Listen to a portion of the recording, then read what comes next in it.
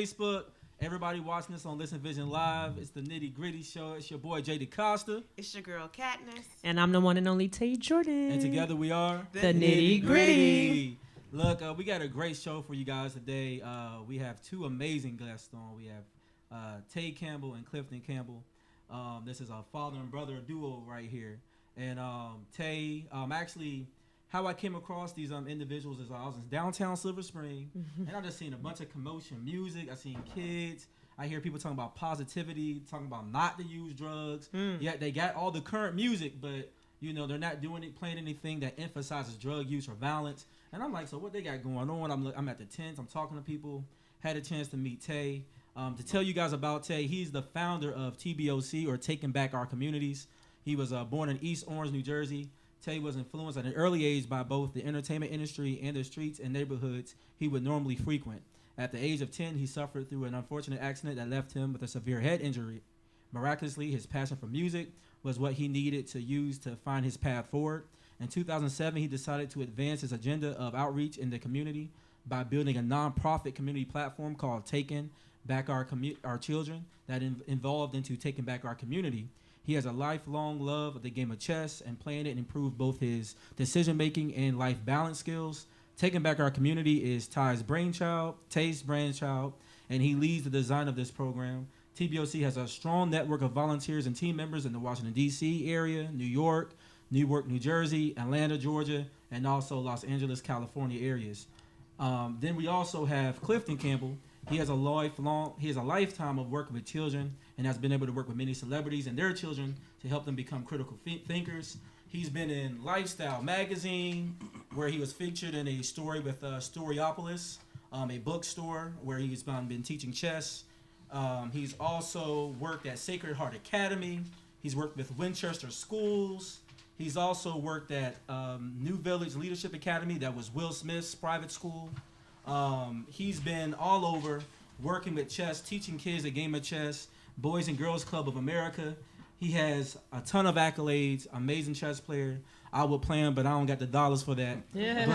But, so definitely excited about having these two individuals on to talk about their work and just how we can better our kids and their minds. Welcome. Yeah. Thank y'all. Now, of course, in the show, we always ask everybody, well, how was their week? So just real quick, Tay, we'll start with you. As usual, my week was great, man. It was a blessing. Nothing really exciting, just another productive week in the books. So that's always a blessing. Cool. And Tay? Yeah, my week was wonderful. I had we partnered with the DC Police Department, so we go from ward to ward every week, doing outreach in the community with music, and we had my father out there, had the chess booth out there, and we just going from ward to ward, going to block, making a difference, Mr. Campbell? Well, my week was very, very good.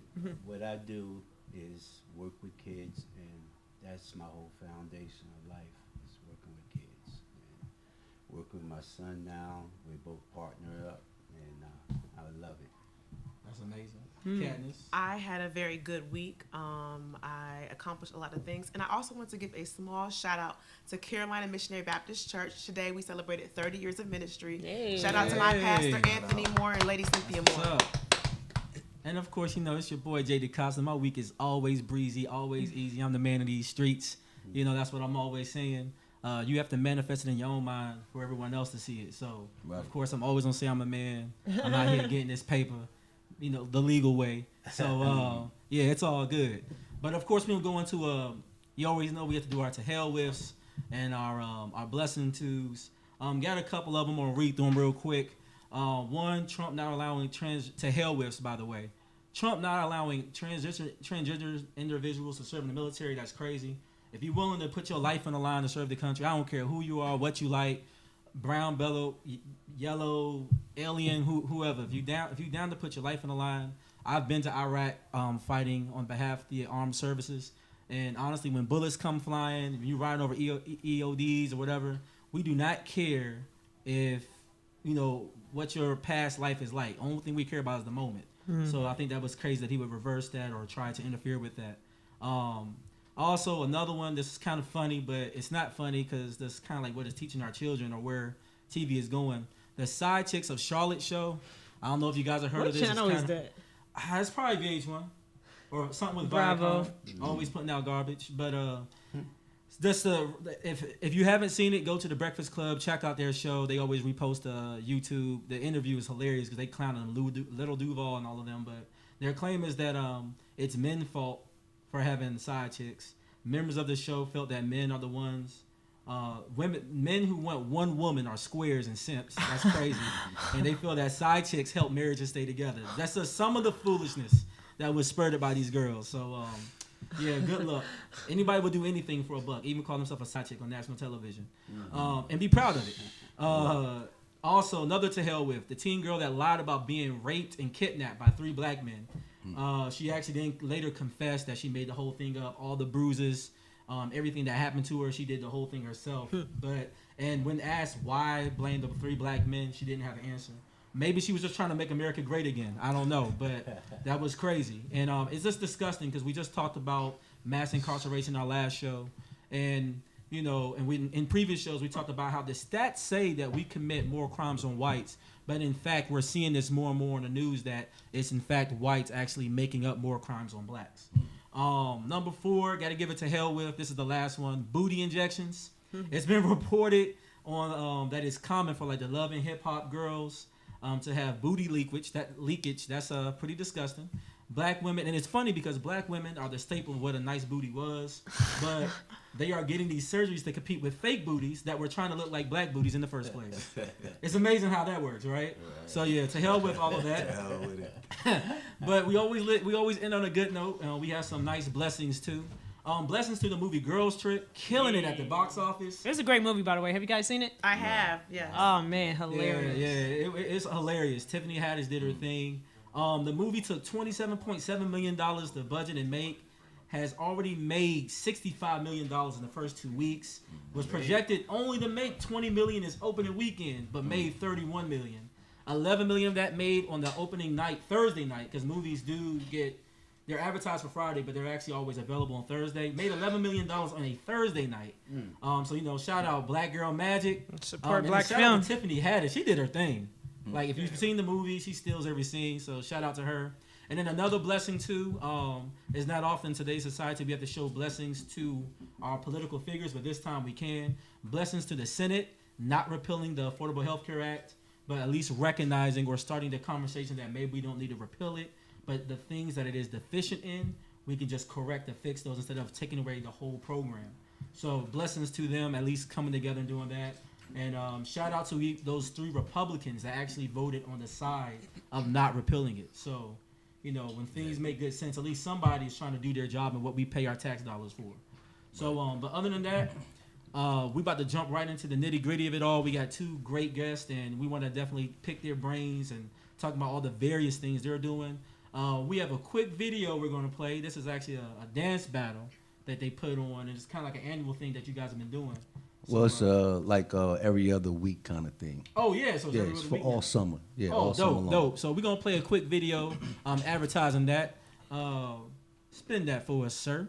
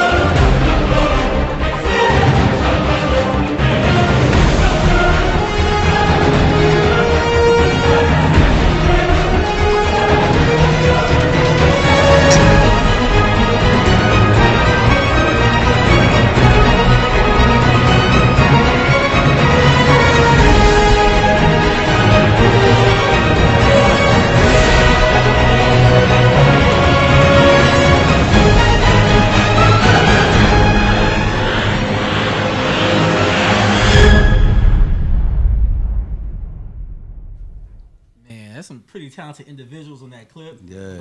I think I'm gonna start the conversation with you, Tay. Okay. You know, you guys have been doing this, what's some of the brainchild behind TBOC, and kind of like what led you, and especially music. What led music to being like for you one of the reasons why you wanted to kind of bring that to the community. Well, yeah, I mean, well, as you stated earlier, that I suffered a brain injury when I was 9.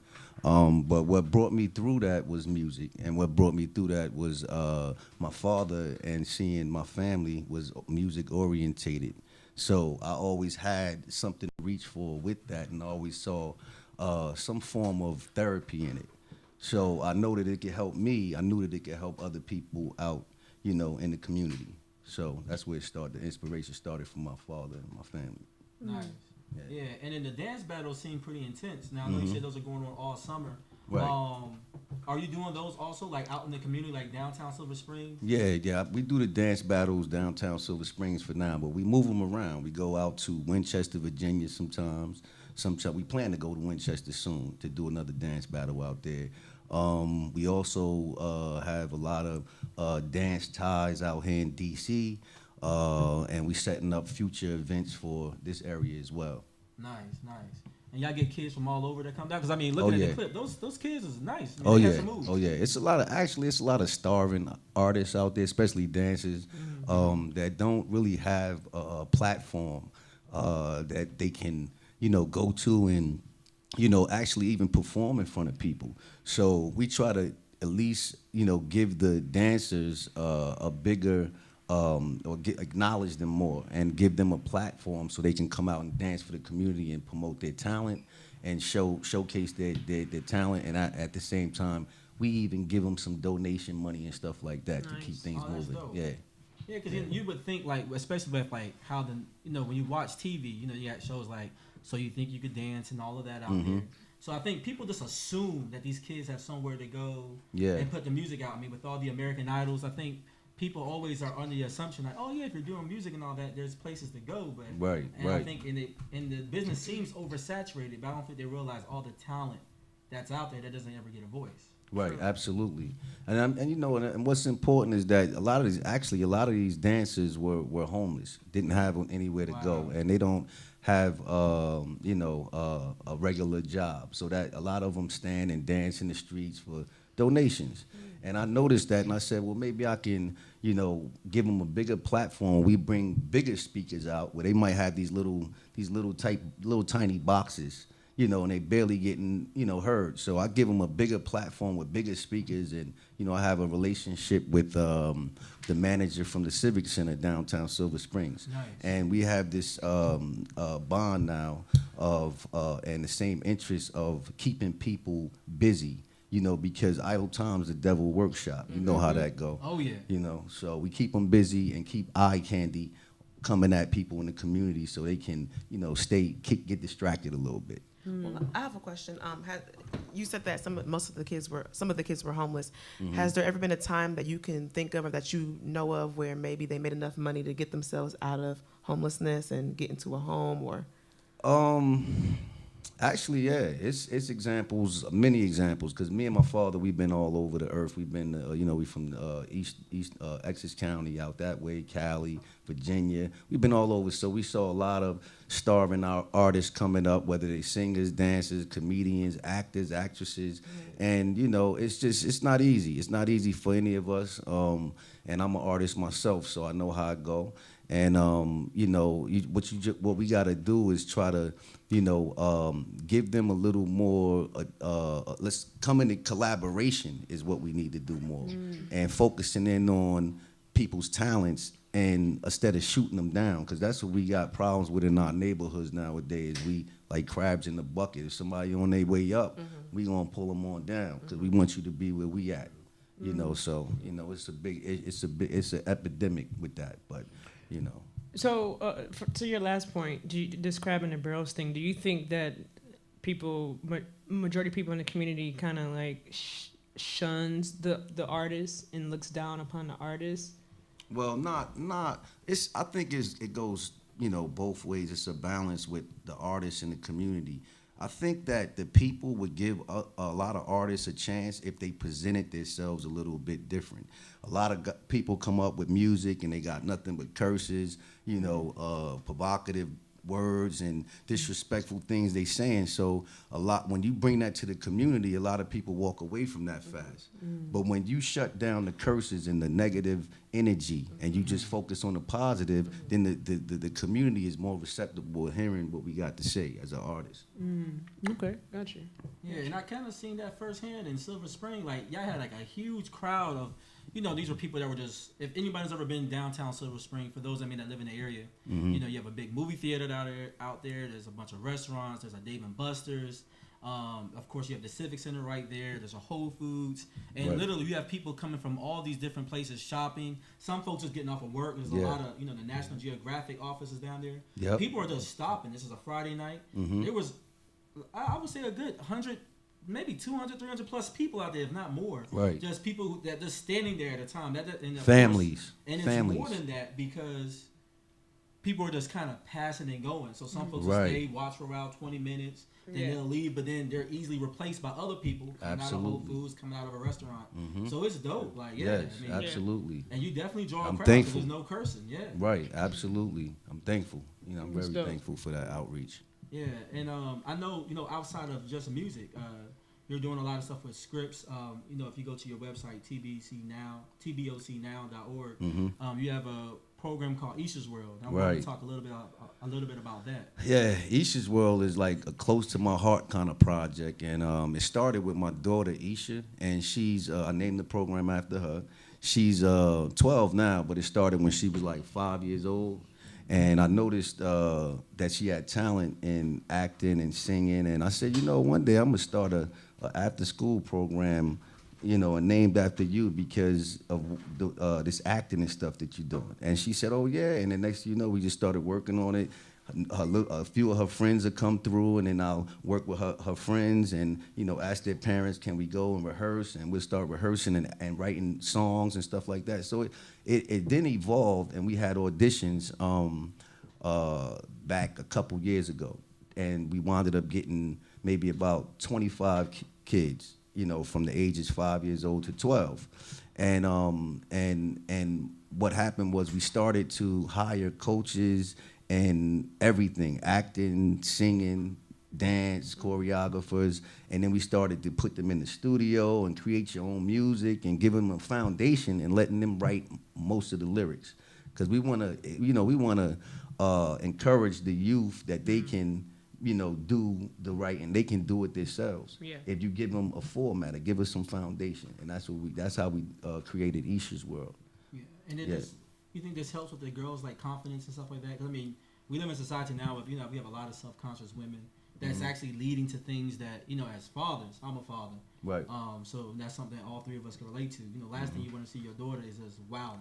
You I'm know, telling so do you really think that this kind of helps too with like kind of formatting a proper opinion of themselves? Yeah, well, it's a serious impact. I mean, a lot of the kids in Isha's World don't even, you know, get on their phones when we in rehearsal. They don't get on computers. They love the world. So, and it's a lot going on in our communities where a lot of kids feel like they don't have hope. And when you go out there, whoever's older than the 12-year-olds and under, they're setting a certain tempo, a certain pace in the community for them to look at us and say, well, if you ain't bad, or if you ain't, you know, if you acting like you know, let's say, if you not in the in crowd, you know, then we ain't got nothing for you, or you know, you corny or stay in the house kind of vibe. But you know, Isha's World is something that they can latch on to and get away from the hood a little bit, you know, and that's important because, you know, if you, not saying that we put stuff inside the neighborhoods that is some of the worst areas because they need it too. But sometimes you got to step outside of that community too to see other things and broaden your perspective on life, you know. Yeah, definitely. That's been a consistent thing I think we've heard on this show that, you know, we got to get our young people exposed to more than just what you're used to seeing.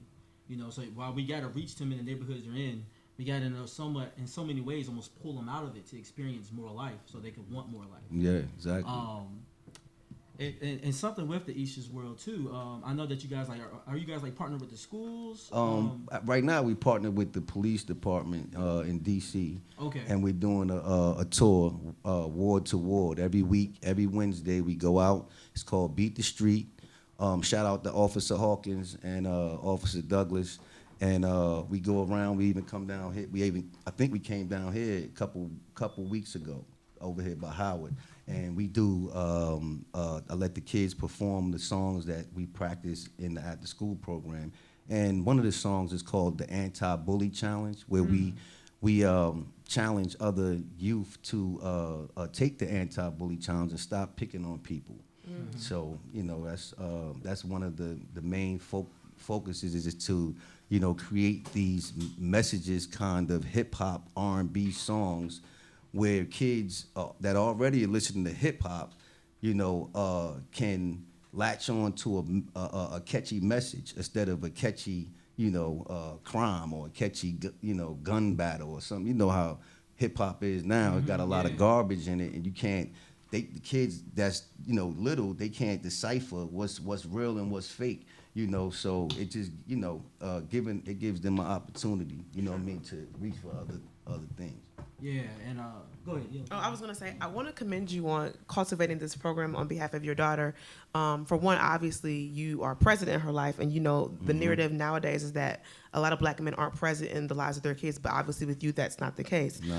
Also, it seems really interesting that you are pushing her to thrive in her passions and dreams of the arts. Yeah. I find that to be commendable as one, interesting, because I know a lot of parents who kind of shun their kids away from pursuing, athletics or the arts because they feel like it's hard to make it. Right. Can you talk a little bit about, your mindset of the possibility of making it, believing in yourself? Obviously, you believe in your daughter that she's gonna accomplish this dream and goal, and we know it's hard to accomplish. So yeah, it is. Well, that's important. I mean, I got that. Like, I got everything from my father. He gave me the confidence, and and my mother. They gave me the confidence that I can do it. Even although I went through some tragic, times in my life, with my injury, my head injury, but. It's important to encourage these kids that they can do it just a little bit. You might not even have to, because a lot of times if you force feed them, they're gonna shy away. So you gotta kind of find that balance to give them what they need, because if they don't receive that, they're not really knowing where they're going or headed. So we gotta encourage them and let them know that they can do it. Don't let nothing hold you back. Yeah. That's interesting. So, speaking of, I want to speak to Dad for a second. yeah.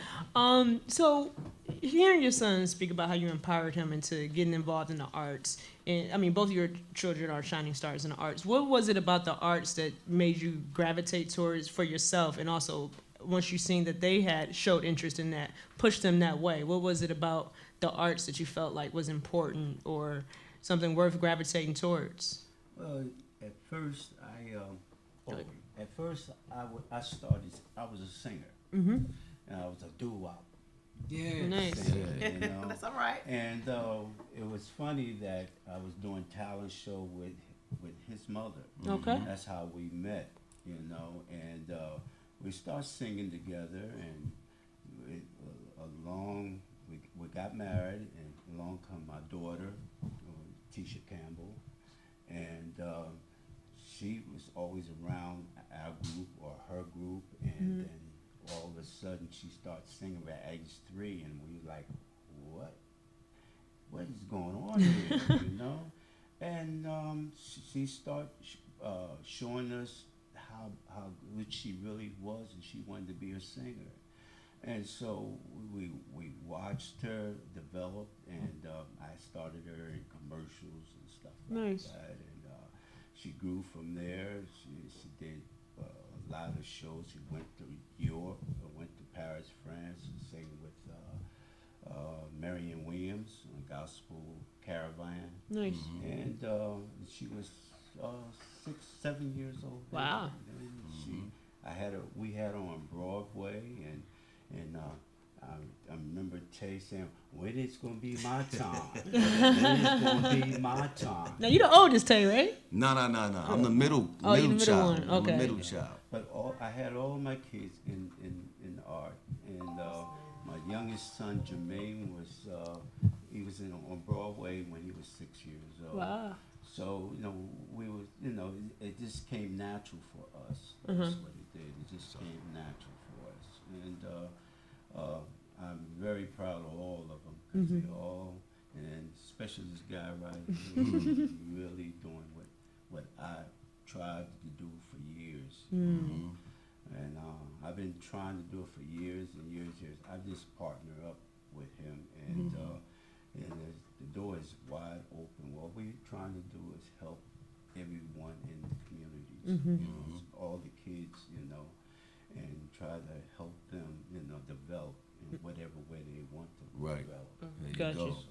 Yeah. I commend you guys for Thank you. putting attention to the youth as well, because that's Absolutely. important. That's what it's all about. Definitely. Our future.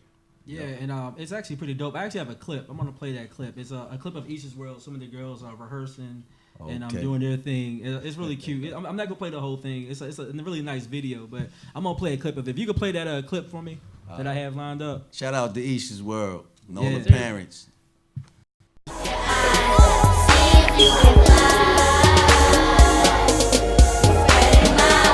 Before we do this, 5, 6, arms, so up and down, up and down.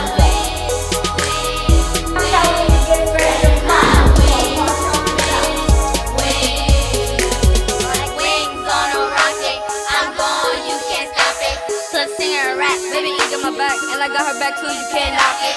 Like wings on a rocket, I'm gone, you can't stop it. Plus singer rap, baby, you got my back, and I got her back too, you can't knock it. One wing, two wings, better than we fly, better to the top, even never come.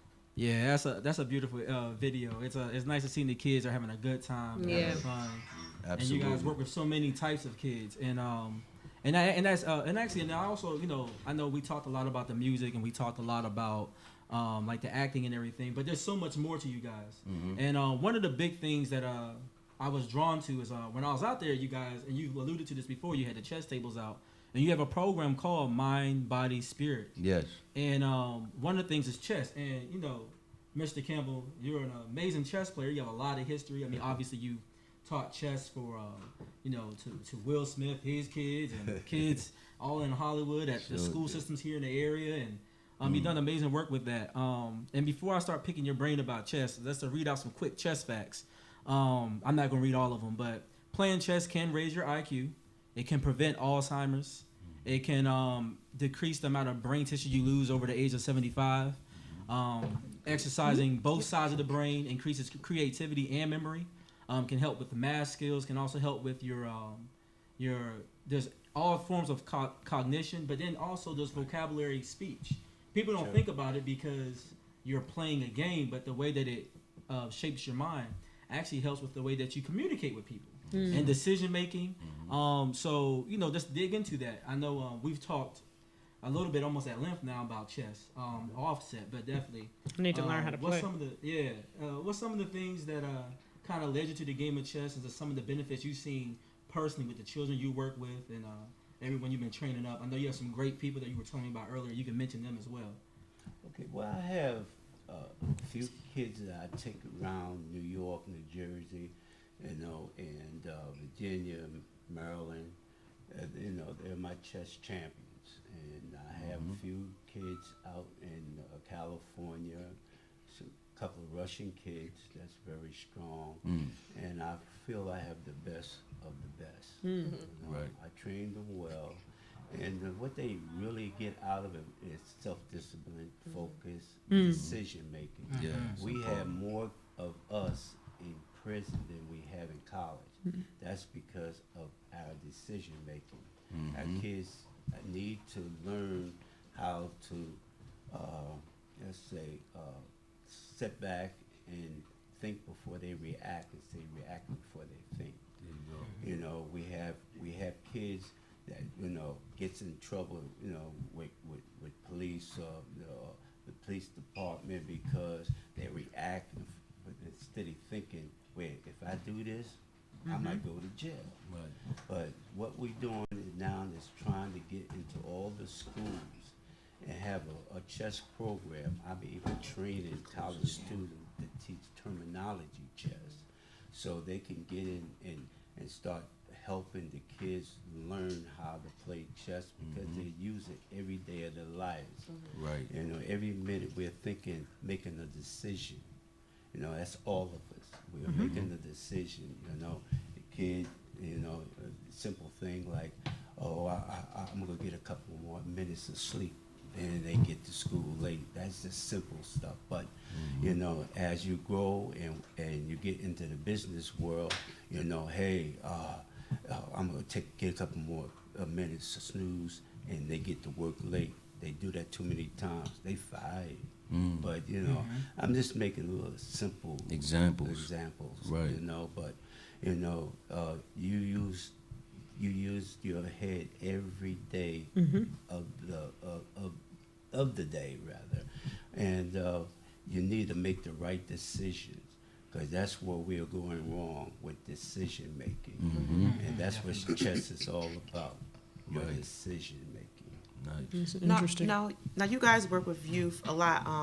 What challenges do you guys experience with youth? And what kind of solutions or positive reinforcements do you guys give them? Do you guys give them any kind of incentives to come back to your program? Or how do you keep the retention rate with some of the youth that you guys encounter? You want to answer that? Well, is you know what we tried to do with especially me with youth. I've tried to find out their strength and their weaknesses, and we try to help develop their weaknesses and develop their strength. I had started back in the 70s, showing I'm an old guy, but I took on 12 foster kids, and include my own 4. And it was a big challenge, but what I learned from them is more than they got from me. And you know, they come from broken homes. You know, they was tagged, maladjusted, emotionally disturbed, and on and on and on. But I didn't look at the paper. I looked at them as people. You know, kids that came from broken homes, and I found out their strengths and their weaknesses, and I tried to develop that, which I did. They was all F students. They was always fighting. I had to go to school every day because they was fighting or cursing out the teacher or the principal. And it took me maybe 4 months. And the principal called me back up, and I thought he was calling me to get one of the kids. But he says, what did you do? I said, what you mean? With these kids. I said, I gave them a lot of love, and I taught them the game of chess. They start thinking. They start thinking before they react. They were studying more. Next thing you know, I had A-B students out of F student kids. And he was saying, wait a minute, you mean to tell me you was teaching chess and they turned out like this? Well, we want you to come to the school and teach chess here. Oh, Wow. And so that's when I first started teaching chess in schools. And I've been doing it for 50 years now. Wow. wow. Yeah. And they said, well, I'm one of the best, coast to coast. I teach chess. You are. That's dope. Applause to that. Yeah. That's Yeah. right. For sure.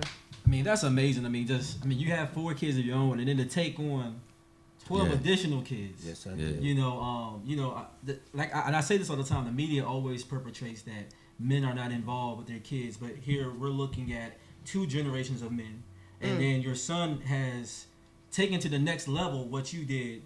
You know, at a very, and I won't say simple, because taking on 12 additional kids is not simple. Yes, sir. But to see what he's doing now, touching so many kids' lives, and you guys have a work of working with people, I love the fact that the story shows that black men, you know, can not only take care of their children, but touch the lives of a whole community and multiple communities. And I just love the narrative that you guys curate without having to do it for show.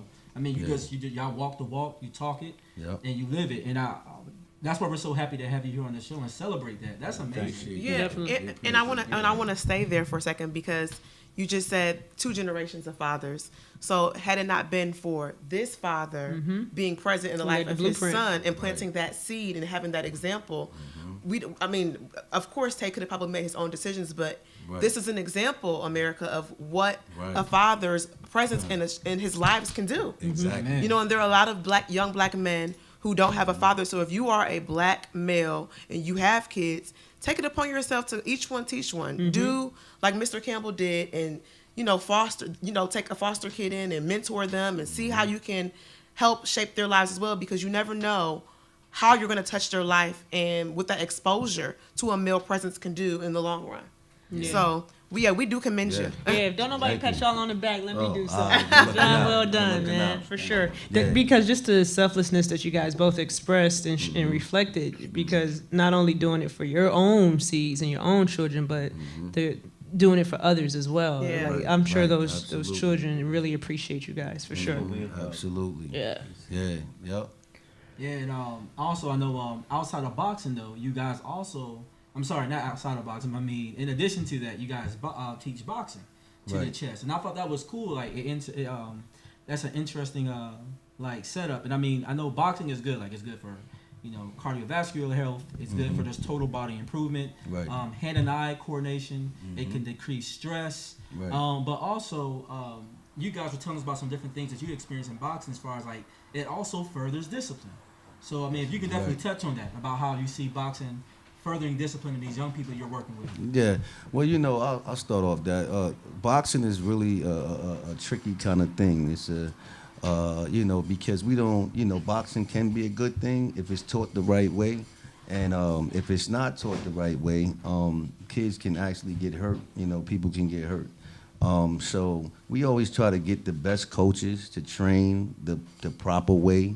And when you talk to these when these coaches train these youth, they actually tell them that not teach them how not to fight. Not fighting is more. They will let them know that their hands is registered. Your hands are a weapon. And just give them more. It gives them more confidence in knowing that they can defend themselves. A lot of kids doing a lot of shooting nowadays too, because they think that if they have a problem, I'm not condoning fights, but if you do have a problem, most of the kids that shoot can't defend themselves. 9 times out of 10, they wasn't raised up to defend themselves. They just pull out the gun and bang. But we try to put some emphasis on boxing now to bring back boxing to alleviate some of the gunplay that's going on out in our communities, as well as conditioning and discipline, and teaching them the right way of self-defense and handling themselves in the streets. I'll let my father talk more on that though. Yeah, well, I did a little boxing my own self. I turned pro. So I was out in Oklahoma. I trained under Pat O'Grady's gym, and I did it for a few years and professionally. And one story I always tell. I have to tell you a story. So I was in Memphis, Tennessee, and after the fight, I called my wife, and she said, "So who won the fight?" I said, "I don't know." When I woke up, everybody was gone.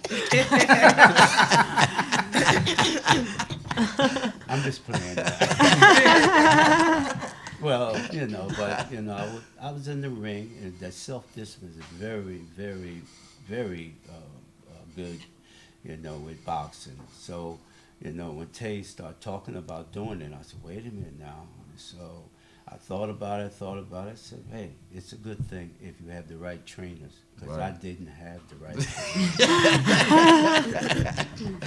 But the interesting thing, though, is we use all the mind, body, spirit is actually a new design for a new balance that we created to actually put the three in a combination together.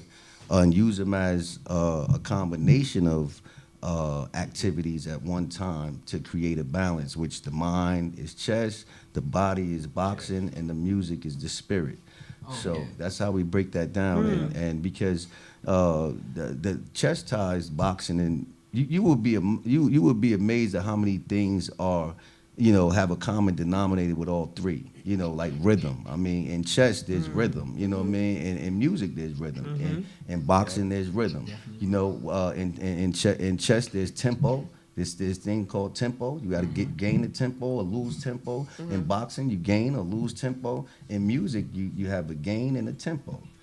So it's so many different things that we try to relate in all three as we teach the youth and the adults these three combinations and how they work like a charm together. Yes. Yeah.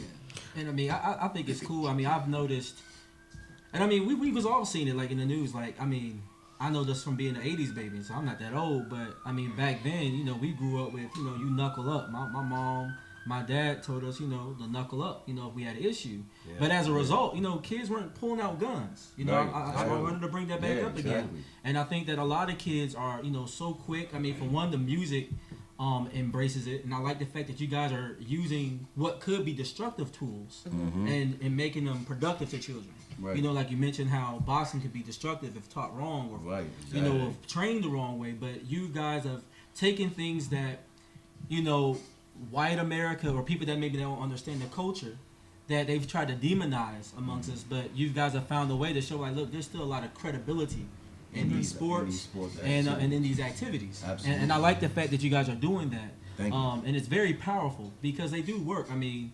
boxing, at the same time, from a political standpoint, has made a lot of, has always raised the consciousness or not the well-being of blacks. I mean, you looked at what Muhammad Ali did.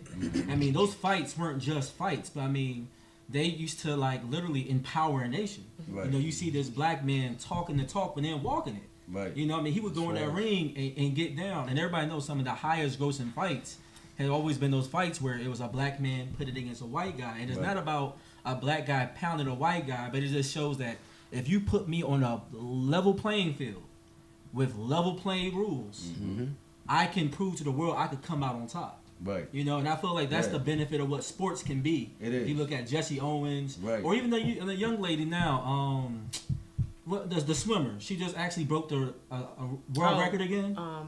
I can't forget her name. Yeah. Simone, what's her last name? She's gymnastics. There's two. Simone Biles is gymnastics. Another one is Simone Marlena, or I can't remember her last name. Yeah. But we know who you're talking about. The Simones, all of the Simones. Simones. But I mean, just like I think that's the benefit of what like the sports and the athletics does is it kind of does show that, hey, put me on a level playing field, we can come out on top. You know, but it's a catch-22 to that too. I mean, like, I suffered a brain injury, so I know what having a brain injury is like, and it's not no joke. So when you talk about boxing, we try to keep it non-contact boxing for those reasons alone. Because our brains are just like sitting. They're not connected. It's not connected to anything. So all of these sports that we talk about, even though it's going to be hard to actually break it all down and make it all right, because we got so much money and time and energy into football and boxing and different sports that can you can sustain some form of brain injury. So we try to keep it clean as we can. Yeah, definitely. So going back to taking back our children, which obviously community, which grew to taking back our community. No, you're fine. Can you talk about so you guys got involved in that. What was the driving factor for you, I guess, even caring enough to get involved, to give back to youth? And do you guys feel like the community, what type of responsibility do others have to give back to the youth? All the responsibility, and I hope everybody take back their community. I have this thing called Still My Ideas, because One time, somebody in the community, I was doing a backpack drive and a whole apartment complex. I did it for the apartment complex 1 year. Then the next year, they took it and ran with it. I said, wow, I can't, and didn't even invite me. I said, wow, that's crazy. I give you the blueprint, and then you just stole my idea. I got mad. But at first I got mad, but then I really, I locked into the spiritual side of everything, and I saw that God, had told me that those wasn't my ideas, those was his. So I said, okay, these are your ideas. As long as somebody doing something with, our design, even if they get some of it, if they get the whole thing, that means that somebody is taking back their community. So it's important. But I got my part all the way from watching him. If he never showed me what he showed me as far as taking care of the kids at the group home, every community that I've been to, all the kids and adults was gravitated towards my father, and I knew it was a responsibility for me to follow in his footsteps. Gotcha. So that's where that came from. Yeah, and I think that's dope to me. I mean, the more I think about it, and that whole take my ideas, and I just sometimes wish that some of our black leaders would take on that mindset. I think sometimes people compete to be the man. Too much. So it's like Kyrie Irving syndrome. Right, it's too much. Yeah. Right. And it's kind of like, we all have the same goal of bettering our community. Why is this a competition thing? Absolutely. I mean, I don't care if you're trying to do it through Islam, Christianity, a program, politics, education. Why are we fighting on national television towards the same end goal? Right. And I like the fact that you were able to express that. Because that's not something that we hear often. We see that people get mad, and then they stay mad. But the fact that you was like, you know what? At the end of the day, it's benefiting these kids. Yeah. Take and the my community, ideas. go ahead, steal it. Exactly. Yeah. That's what it's about. Yeah. And I think that's very mature of you. But I mean, you are a chess player. You're probably more strategically. Little strategy there in the a little strategy, a little bit of spiritual, And I mean, you have to do that because it's so difficult to be an entrepreneur or a nonprofit or a community activist.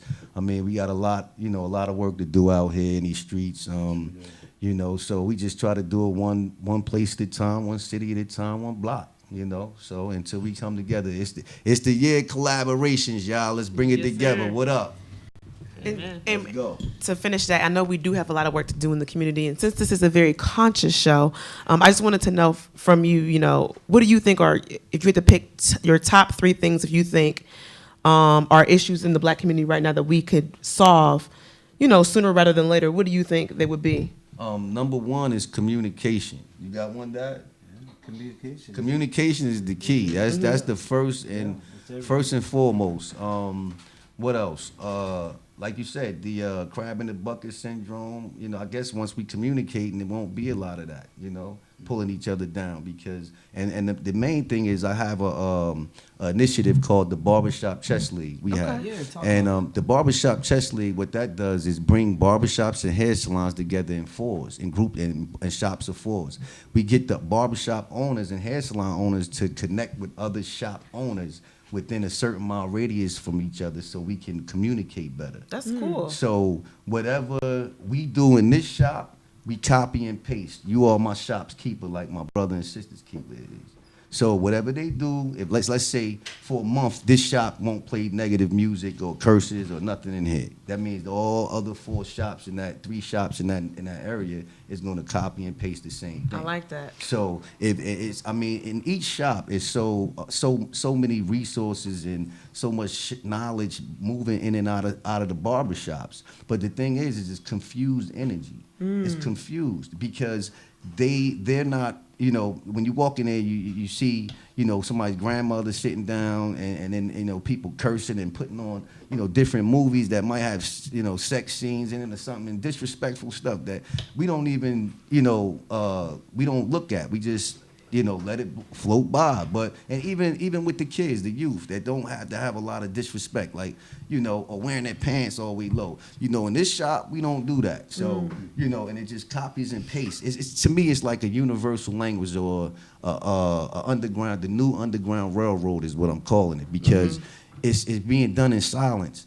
a lot of other cultures, like even Latinos and Hispanics that come over here, you know, in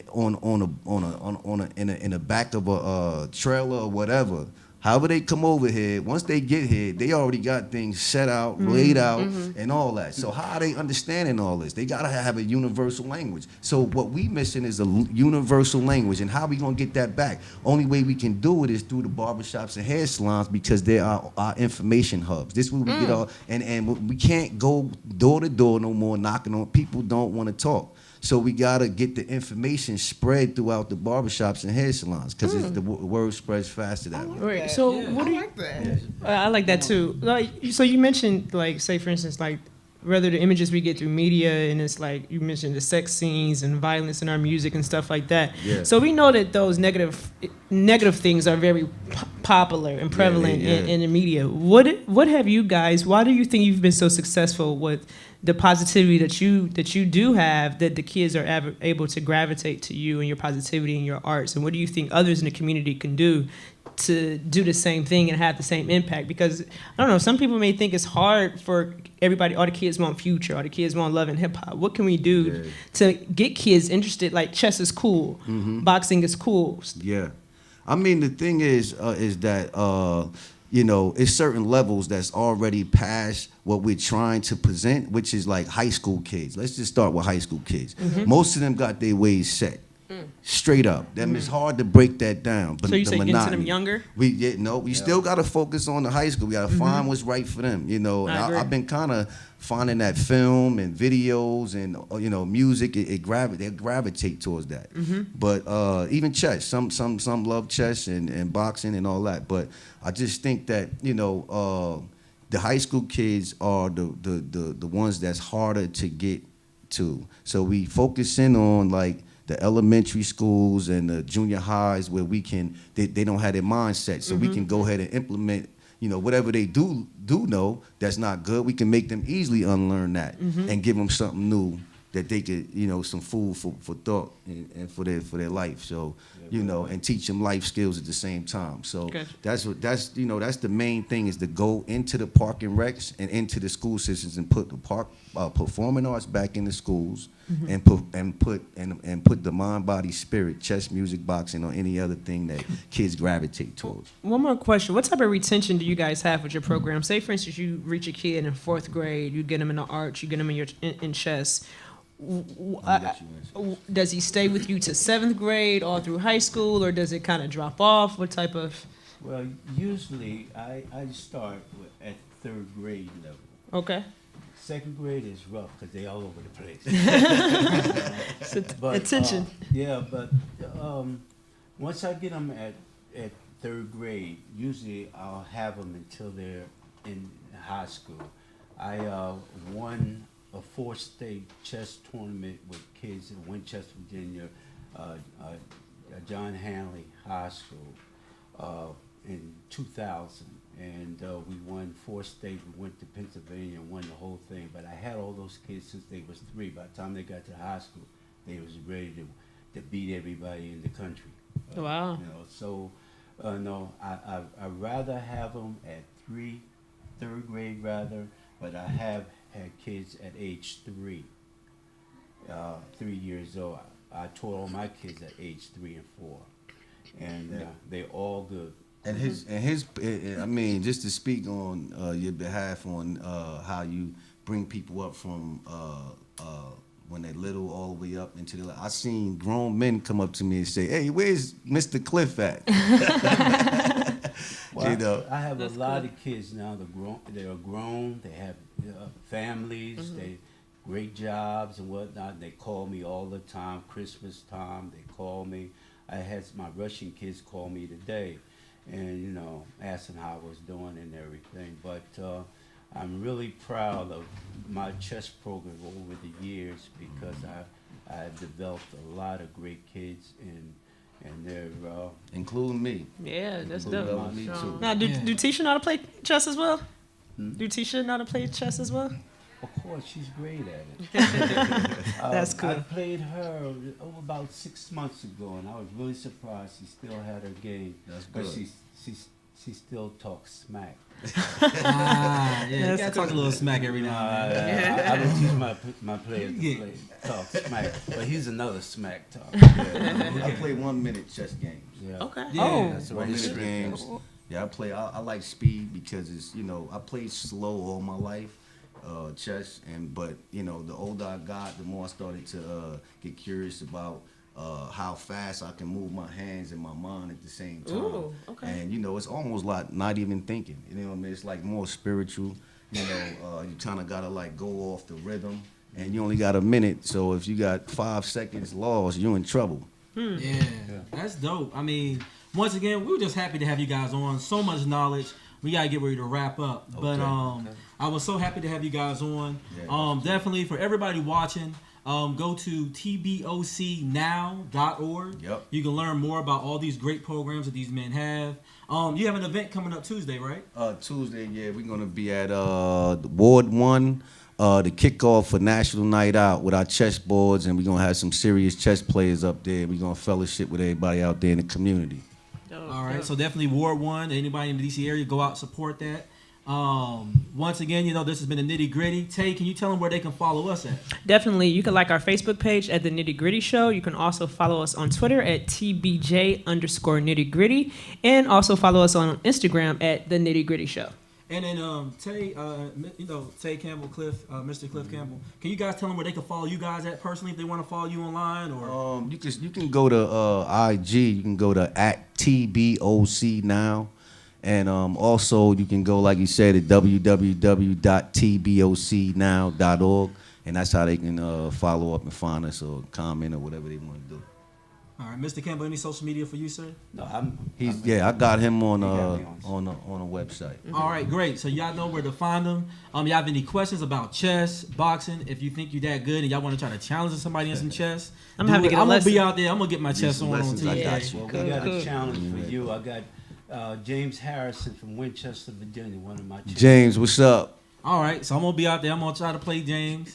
I'll snap it. I'll Snapchat it. I'll throw it on IG as I get whooped. I'm gonna try to represent my father well. He taught me at a young age as well. That's so great. let's see how it goes. We'll see how it goes. That's what's up. But once again, we're happy to have you guys on. Yeah, This has been the pleasure. Nitty Gritty Show. I'm your boy JD Costa, I'm your girl Katniss. And I'm the one and only Tate Jordan. and together we are The Nitty Gritty. Thank you, people. Peace, love, and a bottle of hair grease.